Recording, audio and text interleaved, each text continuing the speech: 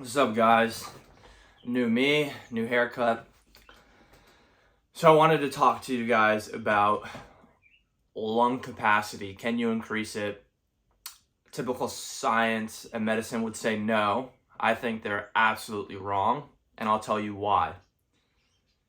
So there's two components to lung capacity. One is your rib cage, and two is your actual lungs, okay? So if you think about it, I think the first thing to overcome is your rib cage.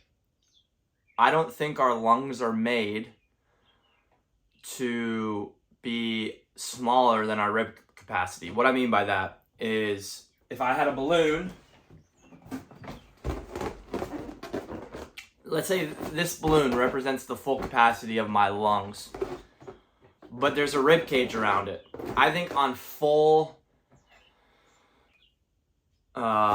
inhalation, the ribs are going to be pressing up against your lungs, right?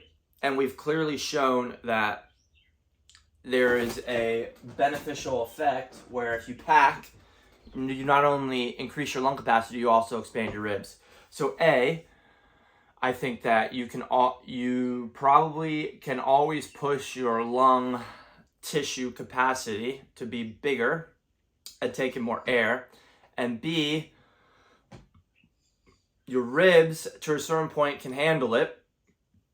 So to think that you right now have 100% of your capacity is pretty arrogant. I would say our breathing has never been worse today.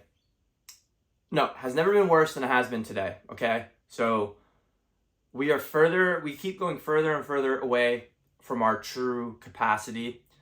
And so if you're thinking, okay, I did a week of breath training and my lung capacity is what it is, I think that's wrong.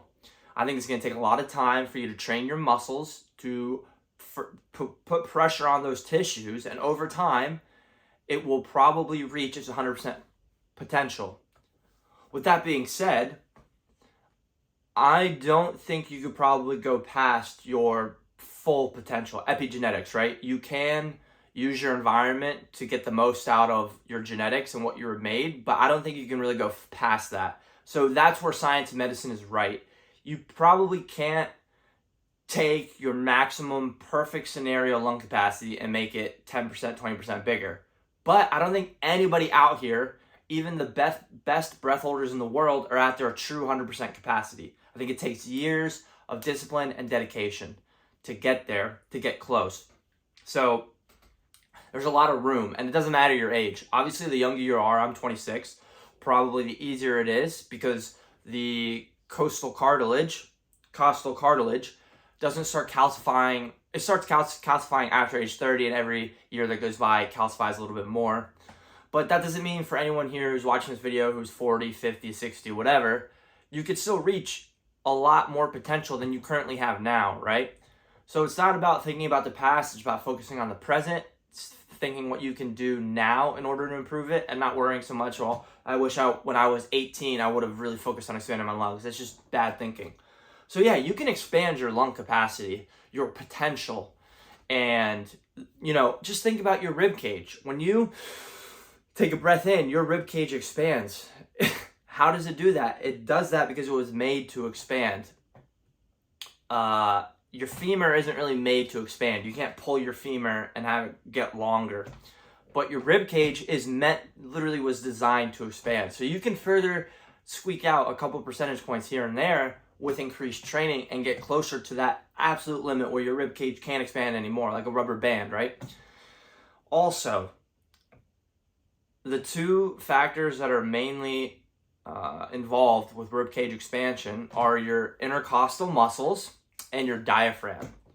Those are muscles. Muscles, when they get trained, they get stronger and they can apply more pressure, right? So the more you train those muscles, the stronger they get, the more they can expand.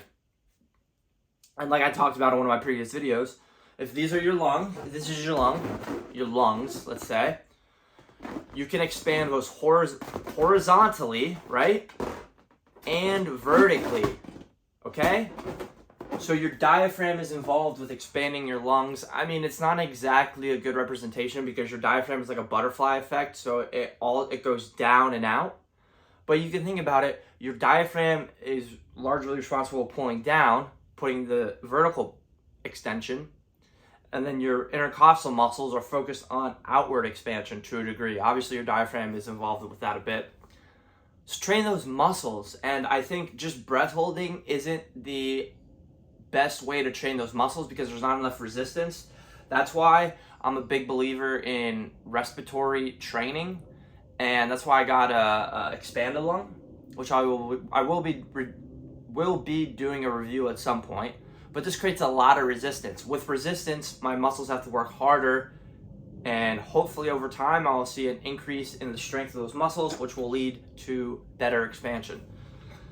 So yeah, I think expansion and improving and increasing your lung capacity totally is possible. I don't think anybody here watching this channel, and myself included, are at 100% of our lung capacity. I think we could squeak out a lot more percentage points, but it will take time, right? It's not like stretching a piece of gum. I mean, these are rigid structures. It's going to take a lot of force, a lot of repetitive force and volume to start stretching those out. But yeah, that's a little bit of a rant, more style, but that's just my philosophy on it. So at the end of the day, I think your lung capacity is probably the number one factor when it comes to breath holding. The more oxygen you can have in your body, the longer you'll be able to hold your breath. So you could take that one or two ways. You can think, if I don't have the best lung capacity out there, there's no point, which is just a defeatist mentality. Or you could think, all right, if I'm going to improve my personal best, I'm going to work on lung capacity. So instead of purely focusing on CO2 tables and O2 tables and just breath holding, think about training your muscles and actually increasing your capacity and seeing if that will just add more to the bottom line to actually get you to where you need to go. So that's my philosophy. I'm not a doctor. I'm very new to this, very naive. So I could be totally off. That's just the way I'm thinking about things. And as you've seen, I've gone from an 8 liter to an 8.3 liter vital capacity with, I haven't grown my lungs. It's just I'm continuing to unlock more potential, right? Anyway, guys, catch you in the next video.